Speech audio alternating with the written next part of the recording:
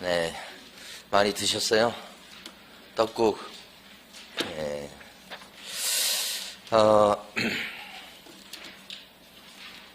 오늘 어디 할 차례냐면요. 여러분 교재에서 찾아보니까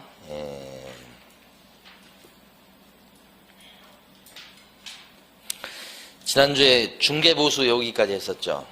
네. 여러분 교재로 치면 저기 292페이지부터 292페이지 협회 얘기가 나옵니다. 협회. 협회는 우리 어떤 직종이 됐든 간에 가만히 보면 이렇게 뭉쳐가지고 단체를 만들어야 힘쓸 수 있다고요. 그래서 우리 사회학자들 얘기할 때 많은 인간의 특성 중에 하나가 단체욕이라고 하는 게 있어요. 단체에 속하고 싶은 욕구. 그래서 단체가 되면 좀 더 힘이 세진다 이렇게 보는 거예요. 그래서 협회도 중개사 사장님들이 모여서 만든 단체, 좀 힘세게 보이려고 하는 거죠. 자, 그러면 볼까요? 여기서부터. 협회는 누가 모여서 만든 단체일까요? 누가 가입할 수 있을까요? 그러면 부동산 사장님들이에요. 그 부동산 사장님 중에서 증을 갖고 있는 사장님. 협회 이름이 공인중개사협회예요. 보시면.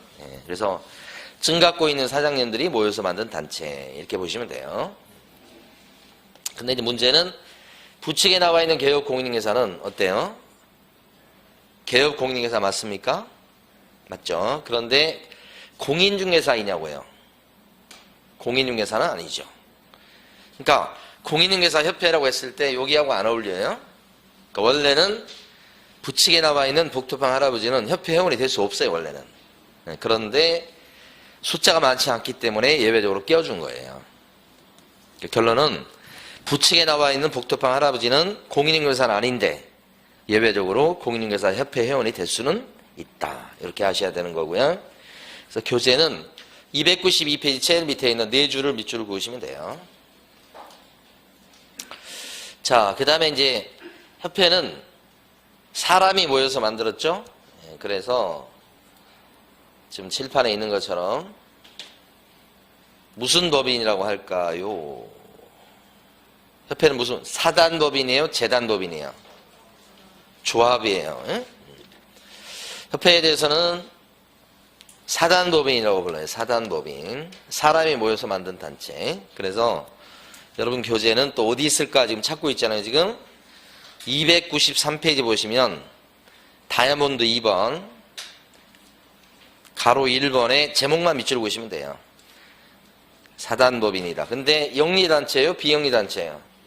비영리단체다. 이렇게 넘어가시고 295페이지 갑니다.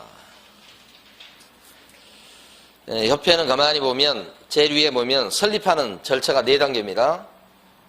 정관을 처음에 만들고요. 정관. 그 다음에는 창립총회 열어요. 그래서 회장 뽑습니다. 그 다음에 설립 인가를 받습니다. 인가. 관청한테 인가를 내는 거예요. 그 다음에 마지막으로는 등기. 그래서 협회가 만들어지게 돼요.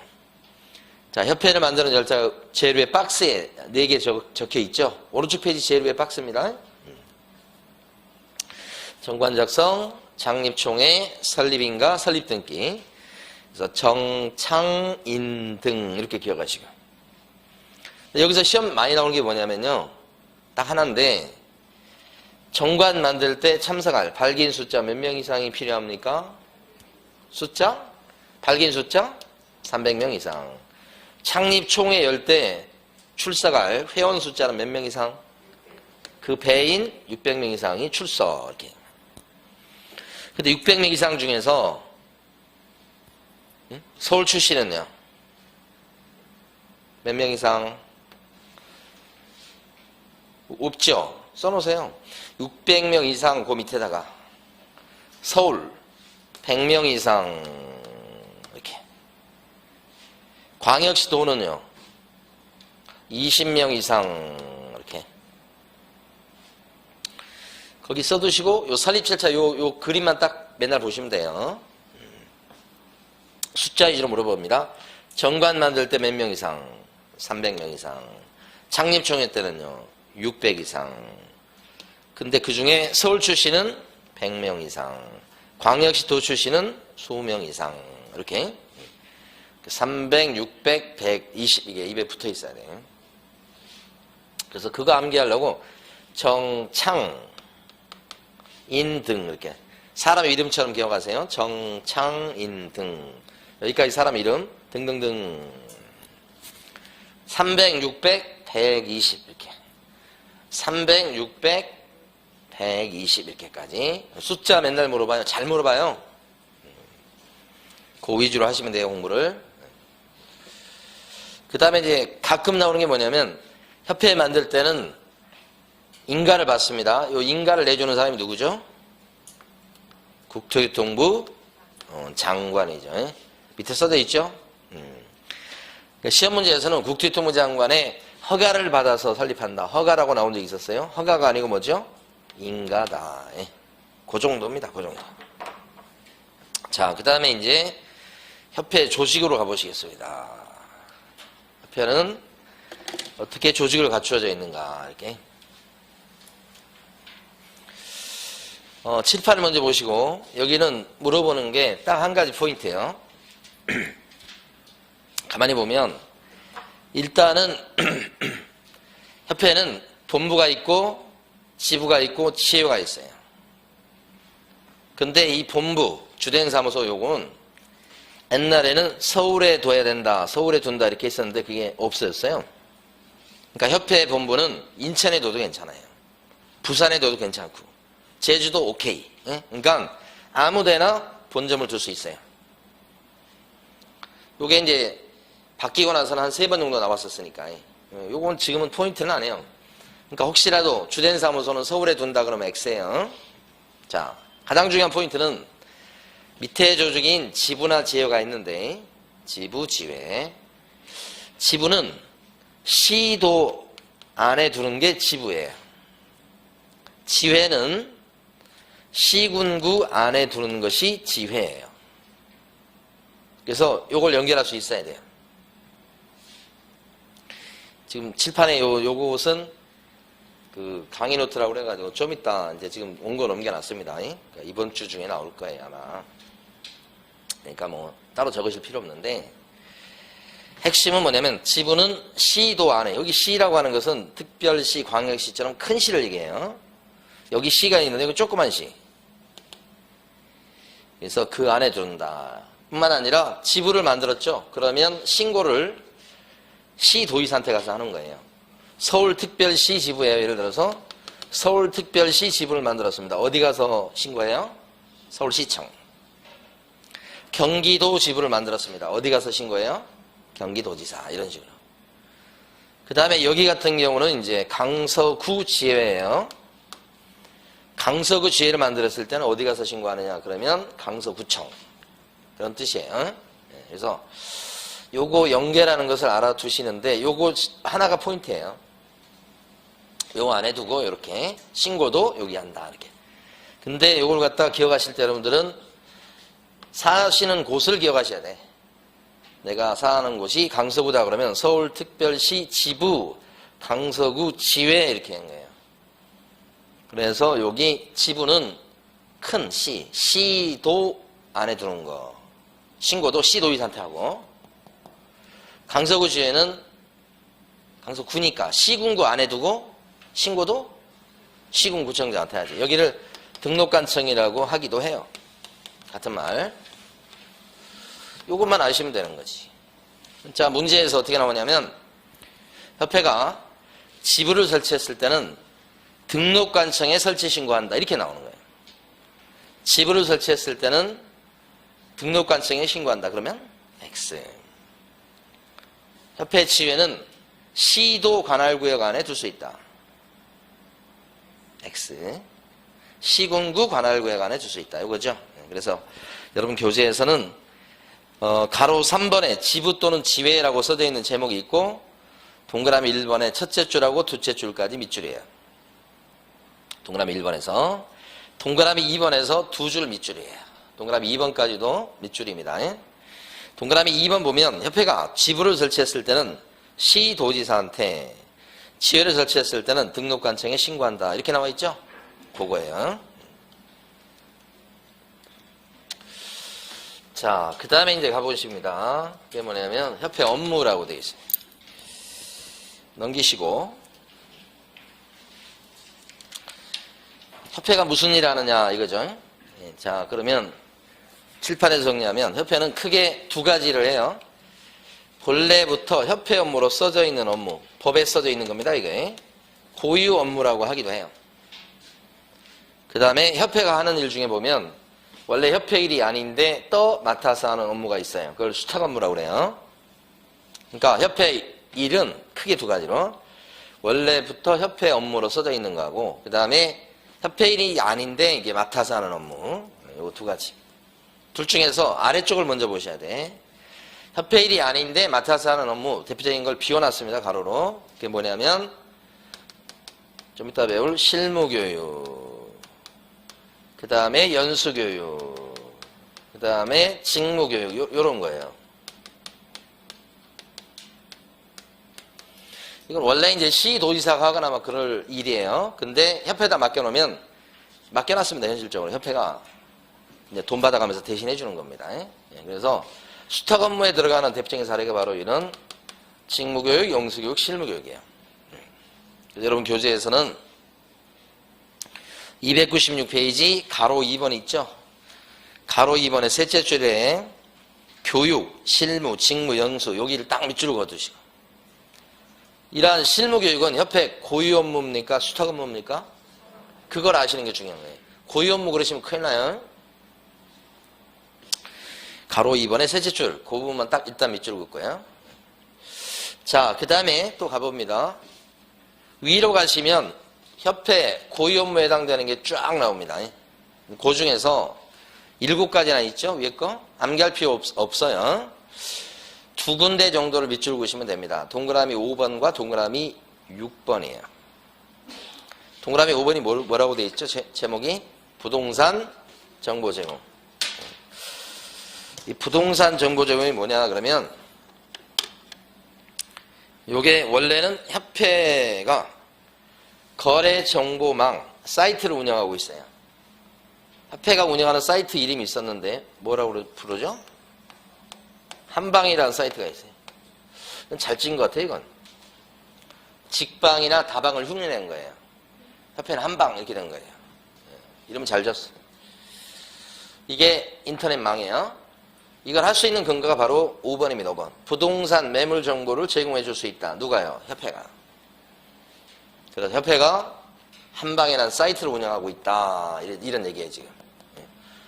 돈 벌려고 하는 건데 사실 돈벌이가 잘 안 돼. 왜냐면 우리 일반적인 부동산님들은 지역에서 쓰는 망을 이용하지 협회 한방 이 사이트는 잘 이용을 안 해요. 그래서 돈벌이가 잘 안 된다. 이거지. 어쨌거나 되든지 말든지 망하든지 말든지 간에 협회 고유 업무다라고 알고 계시는 게 일단 중요해요.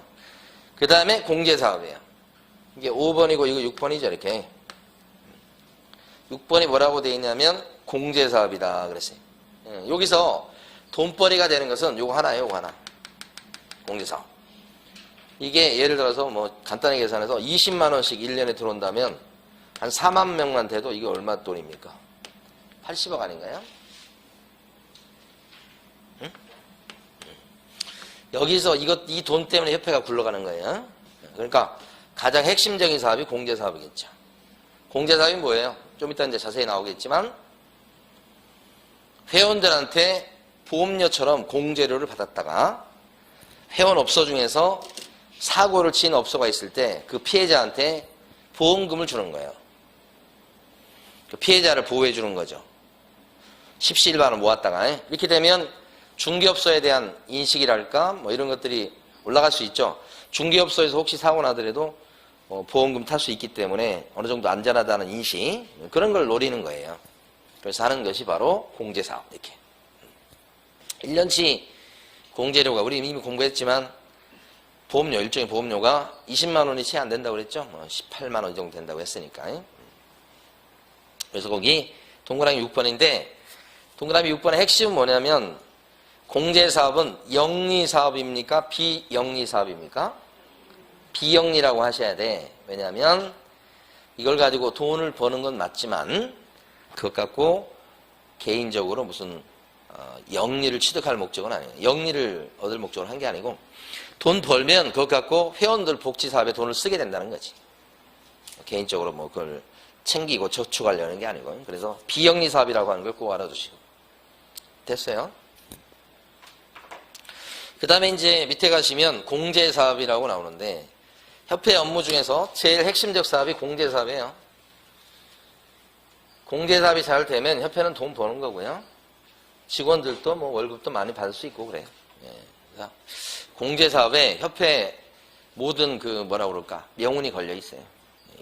그래서 여기 직원 중에도 보면 공제팀에서 일하는 직원이 제일 많아요. 협회. 자, 먼저 공제사업에 대해서는 297페이지 한번 보세요. 오른쪽 페이지 가면 다이아몬드 1번에 가로 1번에 동그라미 1번 이렇게 보면 협회는 개업 공인중개사의 배상 책임을 보장하기 위해서 확실하게 보장해 주기 위해서 공제사업을 할 수 있다. 이렇게. 그래서 둘째 줄 보면 공제사업은 회원 상호 간의 상호 부조를 목적으로 한다. 서로서로 돈 쪽씩 내놨다가 십시일반 내놨다가 일 당한 회원업소의 피해자한테 물어준다. 뭐 이런 뜻이니까. 근데 이거 하려면 가로 2번에 있는 것처럼 공제 약관이 필요합니다. 공제료는 얼마씩 낼 것이며 사고 나면 공제금을 얼마 줄 것이며 지급할 때는 어떤 절차를 통해서 줄 것이며 그죠? 그런 것들을 미리 정해놓을 필요가 있다. 그걸 뭐라고 불러요? 공제 규정. 가로 2번에 동그라미 1번 국토교통부 장관의 승인 이렇게 써져 있는 부분 첫째 줄하고 둘째 줄까지 밑줄입니다. 이 공제 규정은 필요한데 누가 만들어요? 국장이 만든다 이 뜻이 아니고 국토교통부 장관이 일일이 만들어줄 수 없어요.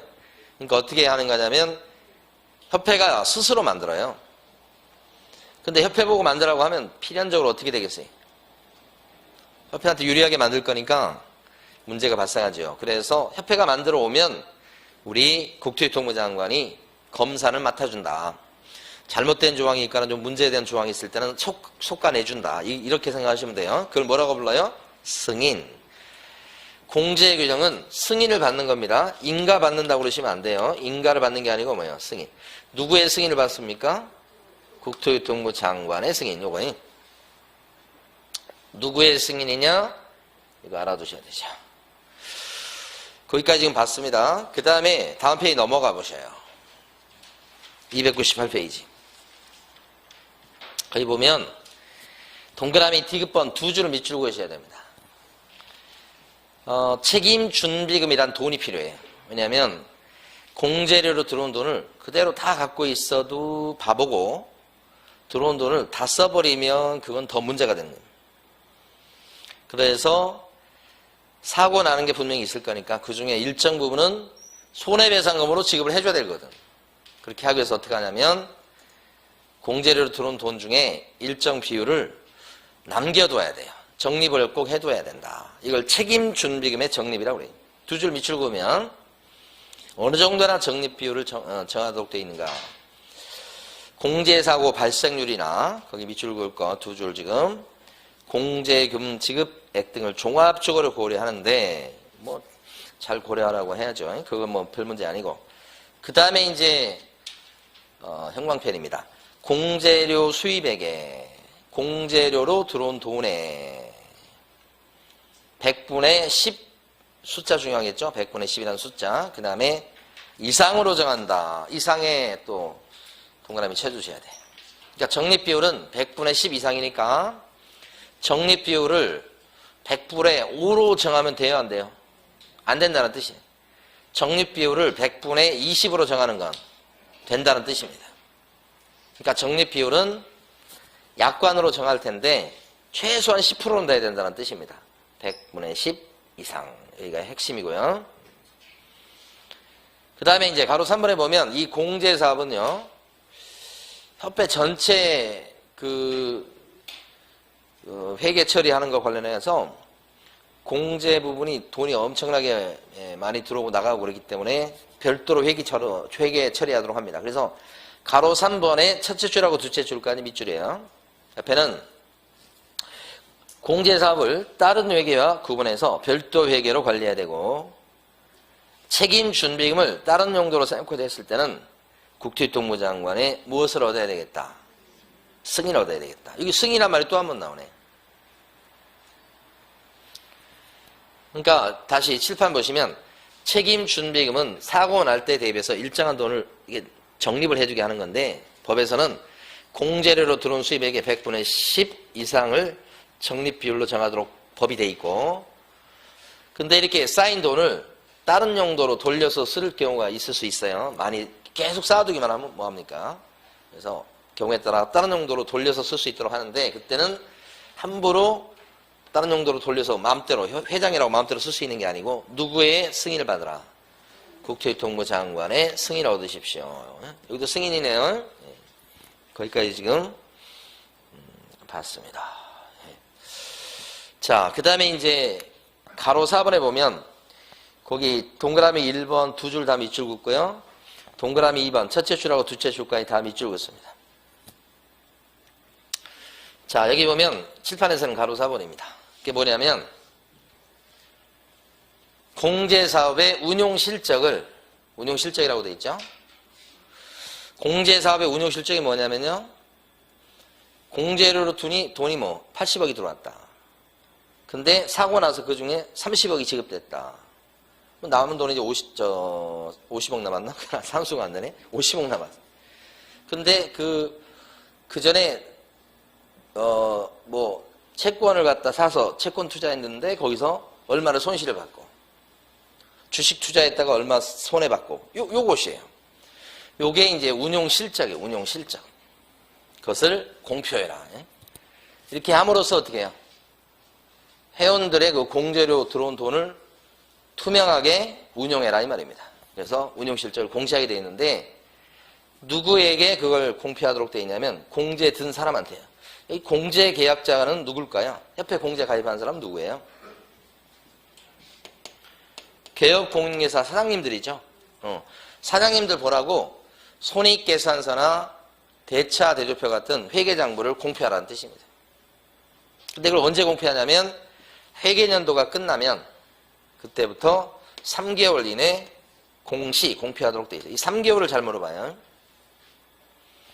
근데 협회 회계년도는 1회계년도가 1월 1일부터 11월 30일입니다. 보통 일반 회사하고 똑같아요. 1월 1일부터 11월 30일이니까 회계년도 끝났고, 지금이네, 지금. 보통 한 2월 말 정도까지는 공표하더라고요. 공표할 때는 회계사한테 검사를 맡아서 공표하겠죠, 보통. 보통 일반 회사들도 보면 1년에 한 번씩 해서 공인회계사들이 이렇게 장부 보고서 이 회사는 적정하다, 부적정하다, 아니면 감사 의견 거절 이렇게 해가지고 막 그런 거 하잖아요. 똑같아요, 여기도. 그래서 운영실적을 공시하십시오. 그래서 협회 홈페이지에 올리고, 일간신문이나 협회 신문에도 올리고 그렇게 하도록 되어 있습니다. 대차 대조표. 막 숫자 빼곡히 적힌 거 있잖아요. 신문에 가끔씩 나는데 요새는 신문 안 봐서 모르겠네. 그런 게 이거예요. 불패했죠. 핵심은 언제까지 공표하라고요? 3개월. 그게 일단 핵심이에요. 자, 그 다음에 이제 그러면 이러한 공제사업과 관련해서는 비리가 많아요. 지구가 망할 때까지 비리가 없어질 수는 없을 거예요. 그걸 막기 위해서 이제 꾸준히 노력하는 거지, 사람이. 그런 비리나 이런 것들은 참 정말 없어지기 힘들어요. 그래서 이제 이게 시스템이 제대로 되려면 비리를 갖다가 저지를 수 없도록 그런 구조를 만들어내는 게 굉장히 중요하죠. 그러려면 뭐가 필요하겠습니까? 감시. 제가 감시받고 있지 않아요. 그러면 어떻게? 비리를 저지를 가능성이 높죠. 근데 누가 나를 지켜보고 있다고 생각하면 어떻게? 침을 뱉으려고 해도 그냥 삼키고. 그럴 거 아니에요? 옛날에 제가 한참 담배 피웠을 때가 있었습니다. 담배 피웠을 때는 이렇게 차를 타고 가다가도 차 안에다 담배 피우고 나서 차 안에다 이렇게 했다 버리면 되잖아요. 근데 어떻게 된 건지 심리가 내 차 안에다는 그걸 버리고 싶지 않고 밖에다가 이렇게 버리고 싶은 거예요. 제가 3단계를 거쳤는데 첫 번째는 담배 안 피울 때. 아니, 담배 피우고 나서 길거리에다 막 툭 버리고 하면 되게 기분 나빠요. 뒤에 쫓아가다가도. 그래서 어떻게 도대체 어떤 양심을 가진 거야 그랬거든요. 근데 제가 담배를 피웠어. 그러니까 어떻게 돼요?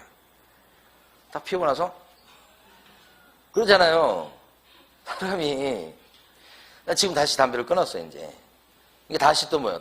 담배꽁초 버는 사람은 그렇게 미워 또 왔다 갔다 한다니까. 그러니까 사람은 어떻게 어떤 고정된 존재가 아니에요. 제가 살아보니까 악마에서 천사 사이에서 매일매일 왔다 갔다 하는 존재지 사람이 무슨 천사, 악마 딱 정해진 건 아니에요. 그냥 왔다 갔다 하는 거지. 그래서 감시를 안 받는다고 그러면 아마 이제 좀 문제가 생길 거예요. 누가 돼도 마찬가지입니다. 그래서 감시하는 것을 잘 만들어 놓으면 나라도 깨끗해지는 거고 어떤 조직도 깨끗해지는 거고 이렇게 되는 거죠. 이게 필요한 거예요. 그래서 감시하는 위원회가 운영위원회예요. 특히 돈이 많이 오가잖아요. 사람은 비리라고 하는 건 돈 때문에 생기는 거다. 다른 거 필요 없어.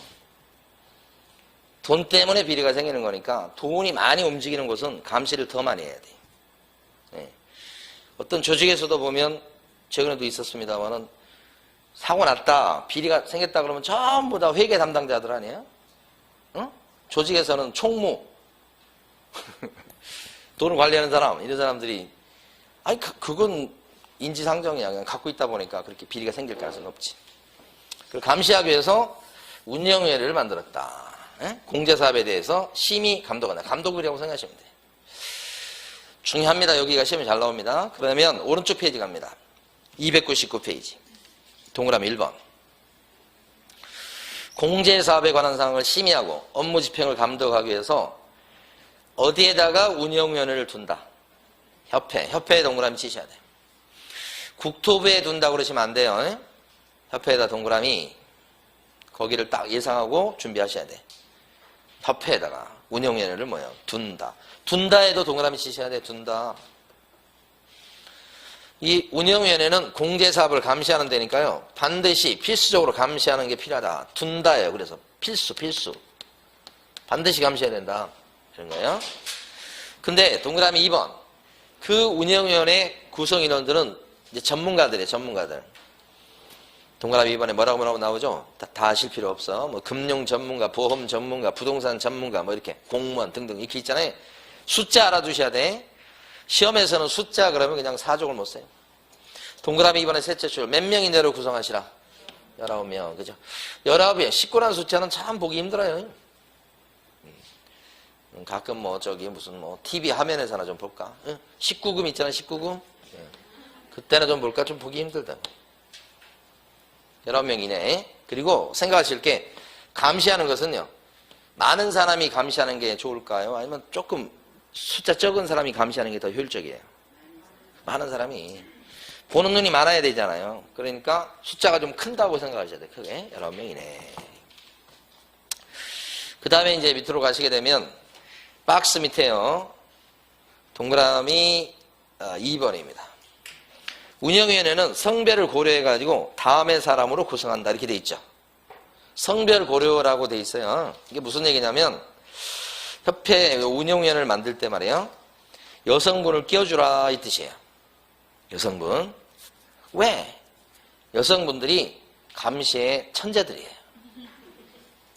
그리고 상대적으로 가만히 보면 우리 무슨 TV 나올 때도 보면 어떤 여성분이 뇌물을 받아가지고 이렇게 포토라인 경찰이나 검찰 앞에 이렇게 서가지고 조사받는 경우는 잘 못 봐요. 그게 왜 그런가는 지금 학자들이 연구 중이에요. 그런데 남자들은 수없이 많이 쓰죠. 뇌물 받아 처먹어가지고 이렇게 막 쓰잖아. 근데 여성분들이 이렇게 저는 본 기억이 없어요. 그 왜 그럴까? 그런 거에 대해서 옛날에 우리 학교 다닐 때 배운 유전자 본질이라고 하는 사람들도 있어요. 학자 중에는. 유전자 그렇대, 유전자가. 그래서 여성분들이 그래서 이제 이런 그 감시하는 데 이런 데 들어가면 감시를 잘해요. 감시하는 데 들어가면 또 누가 돈 들고 오죠. 감고 감시하라고.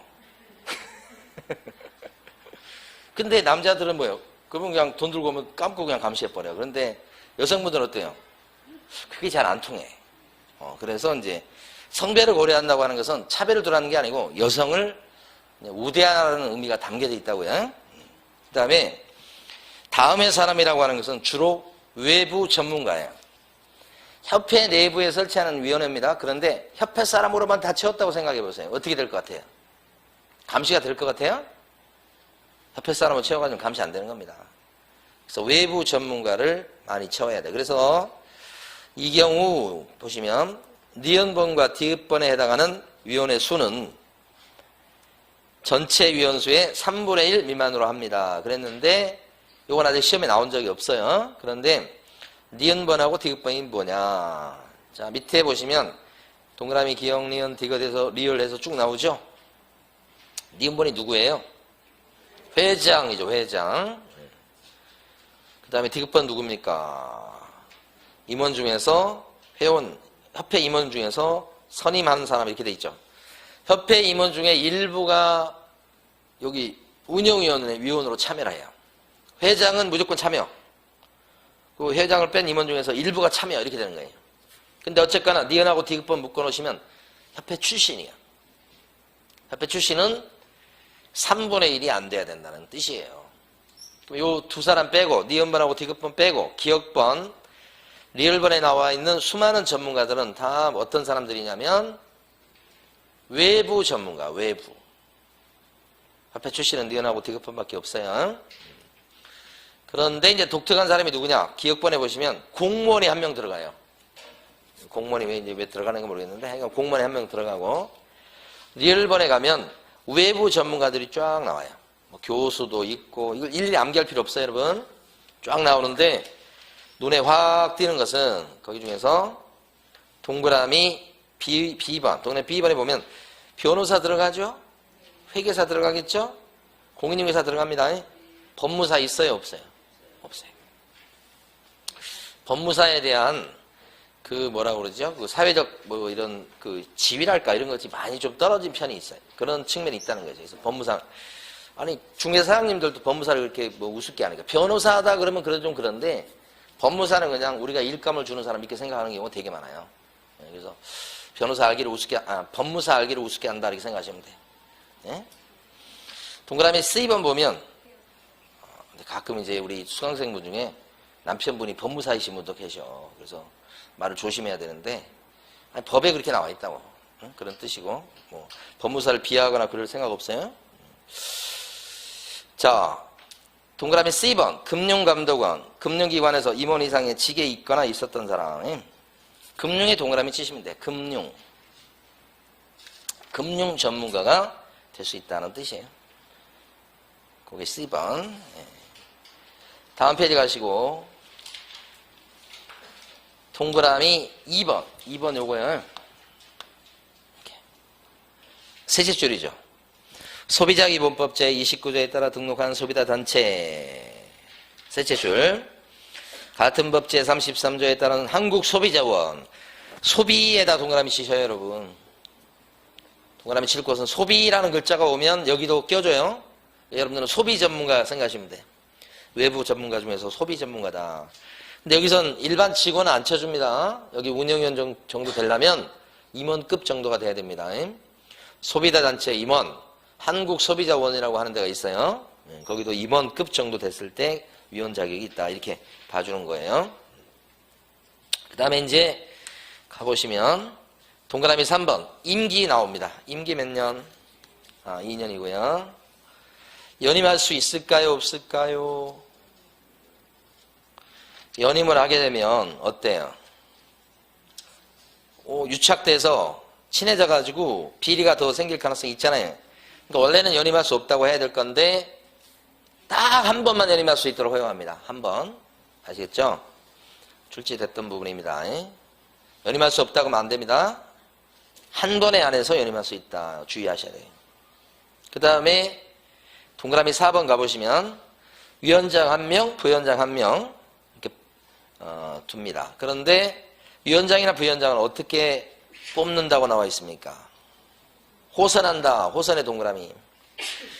호선을 여러분 어떻게 생각하시면 되냐면 반장선거요. 자, 위원들이 쭉 있어요. 그래서 위원장을 누가 하면 좋겠냐 이렇게 하면 위원들이 A가 좋습니다. B가 좋습니다. 또 누구 없습니까? C가 좋아요. 자, 그러면 A, B, C 3명을 대상으로 해서 위원장 투표합시다. 그래서 옛날 반장선거 해보셨잖아. 자, A, B, C, B, B, B, A. 이거 반장선거잖아요? 이걸 뭐라고 불러요? 호선. 반장선거. 그래서 여기는 반장, 부반장 선거예요. 반장, 부반장 선거입니다. 부반장이 중요해요. 나중에 가면 왜 중요한지 나중에 아시게 돼요.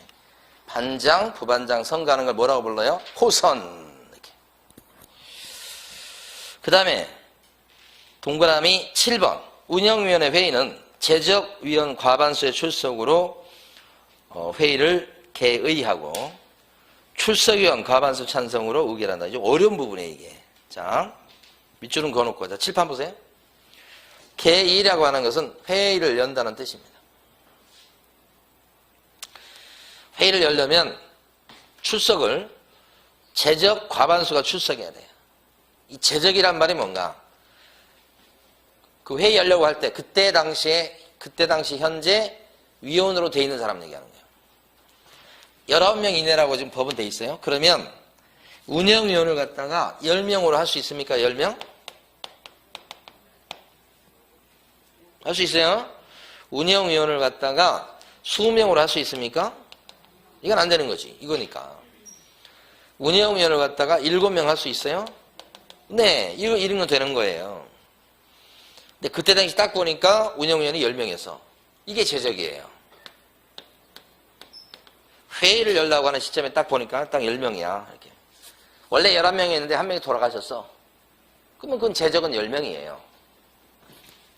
10명. 그러면 회의를 열려면, 그래서 회의가 열리려면 어느 정도 출석해야 돼요? 제적의 과반수. 제적이 몇 명이죠? 10명. 근데 5명이 출석했어. 5명. 그럼 회의를 열 수 있나요? 어느 정도 출석해야 돼? 출석이에요. 출석. 어느 정도? 반 넘게. 과반수가 뭐예요? 반을 넘어간다는 거예요. 10명인데 5명은 반을 넘어가요? 딱 절반이요. 그러면 회의를 못 열어요. 근데 좀 이따 한 명이 지각해서 왔어? 6명이 된 거예요, 이제. 그럼 회의를 열 수 있다. 제적 과반수의 출석으로 회의를 연다는 뜻이에요, 이 말이. 그럼 이제 6명이 온 거예요. 그래서 이제 그날 회의한 안건에 대해서 막 서로 얘기하고 막 3번 있고 막 그러네. 서로 이제 다투더니만 어떻게 하느냐. 의결한다고, 의결. 의결이 뭐예요? 안건을 통과시키는 거예요. 의결하려면 찬성을 갖다가 과반수가 해줘야 돼. 찬성, 과반수가 찬성해줘야 돼. 무슨 과반수냐? 요거 비워놨잖아요. 이게 제일 핵심이죠. 그날 온 사람. 이걸 출석 과반수라고 해요. 출석한 사람의 과반수가 찬성을 해줘야 돼. 출석 몇 명 했다고요, 지금? 6명. 그러면 출석인은 6명이니까, 자, 이제 더 이상 이제, 토론하지 말고, 자, 투표합시다. 시간도 없으니까. 했더니, 3명이 찬성을 하는 거야. 그러면 의결이 돼야 안 돼요? 그 안건이 통과가 돼야 안 돼요? 안 되는 거지. 통과되려면 무슨 과반수? 출석, 과반수의 찬성이야. 찬성을 과반수 해줘야 되니까 6명의 과반수는 3명 가지고는 딱 반밖에 안 되는 거예요. 과반수가 되려면 뭐예요? 한 명 더 있어야 되지. 그러니까 좀 있다 보니까 한 명이 늦게 손을 들었어. 그럼 어떻게 해? 의결. 손을 늦게 든 사람도 있을 거 아니야? 의결. 이게 이 뜻이야. 일단은 지금 단계에서는 이제 일단 이해를 해주시고, 그 다음에 제일 끄트머리 가시면 지급 여력 비율이라고 된 게 나오시죠. 별표요. 제일 끝줄. 지급 여력 비율은 어느 정도 돼요? 100분의 100 이상이다. 100분의 100 이상이다. 여력이란 말이 나오잖아요. 아까 책임 준비금의 적립 비율은 어떻게 돼? 책임 준비금의 적립 비율은 100분의 10 이상. 여력 비율은요? 지급 여력 비율은 100분의 100 이상. 그래서 지급 여력 비율은 기억하실 때 두 개를 다 기억하면 좋지만 그게 안 되면 둘 중에 하나라도 기억하셔야 돼요. 아까 앞쪽에는 앞에 나왔는데 칠판에서 여기 보고 쉬어요. 지급 여력 비율은 100분의 얼마야?